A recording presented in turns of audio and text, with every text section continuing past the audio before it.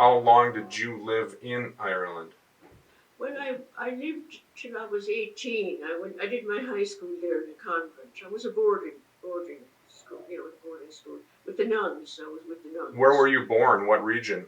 County Mayo. That's where that's a great exodus from there during the famine. It's a poorer area on the west coast. On the west coast. Mayo, Galway, Clare, going all the way down to Kerry, up about. Okay.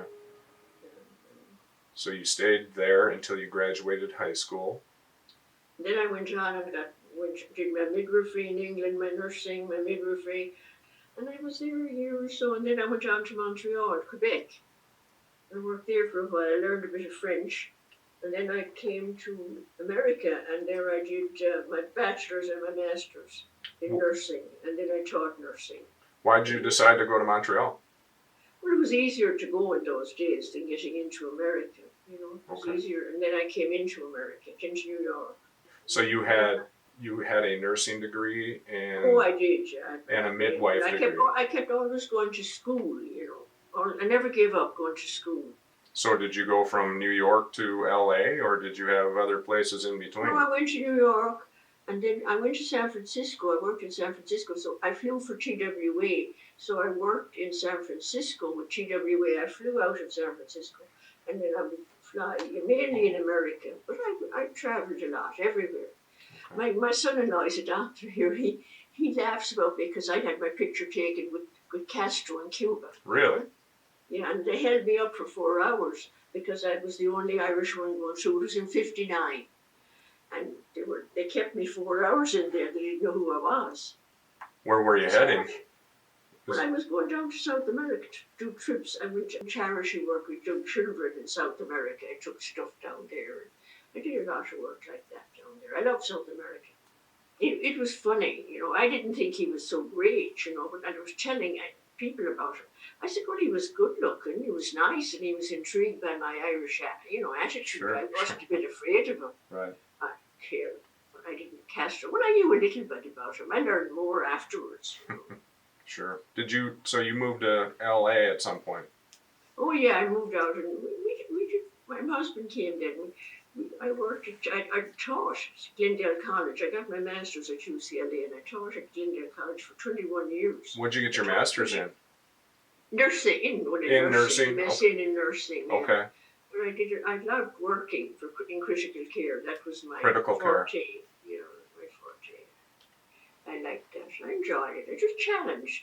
I was teaching, and then I was going to school at night. It was rough, But if you want to get a degree, you have to work. And you worked in the hospitals there as well? Oh, I did. Oh, yes. I worked at intensive care, Cedar Sinai. That's where I met all the movie people and all that. Oh, did you? Cedar Sinai. Oh, yes. Yeah. I had them all. Cedars was very kind to me. They honored me. Very good. On for education. They helped me with my degrees. And I was very impressed. So you went from there to teaching? But the teaching. But then I did private duty a bit when I was going to school working for my master's, So I took care of Barbara Hutton, the World War II heiress, I took care of her in private duty. But I was with her when she died, as a matter of fact. How old was she when she passed? When it was 79, I think. She was 79. I know because I had to rush home to get my daughter for first confession. Wow. It's an Irish thing. Everything great. You can leave the man from the bog, but you never take the bog out of the man. That's funny. Yeah, it is. But no, they were very. I met Perry Mason. I had a long time with him. Not Barbara Hutton, Judy Garland, all of them, Elizabeth Taylor, that bunch. They were all in and out all the time. Okay. No. I Sean Penn too. I had as a patient. I had lots of them. But no, I love Cedars. I love it. I enjoyed the movie stars. They didn't move me one way or another. They were nice. Then I retired, and then I did private duty, and that's when I took care of Barbara Hutton for all these years. That's great. But thank you very much. It was very nice speaking with you. Nice to meet and speak with you. I recommend this place highly. Thank you. Thank you.